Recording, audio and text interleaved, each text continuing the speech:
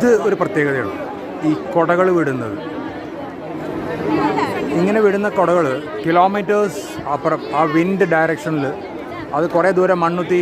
ഇതിപ്പോൾ പടിഞ്ഞാറുനിന്ന് കിഴക്കോട്ടാണ് കാറ്റ് വീശുന്നത്, ഈവനിങ് ആയി തുടങ്ങിയുണ്ട്. അപ്പോൾ ഇത് അവിടെയൊക്കെ പോയി പോവും, അവിടെയൊക്കെ പോയിട്ട് കിട്ടും, അവിടെ ഉള്ളവർക്ക് കിട്ടും ഇത് ഈ കുട.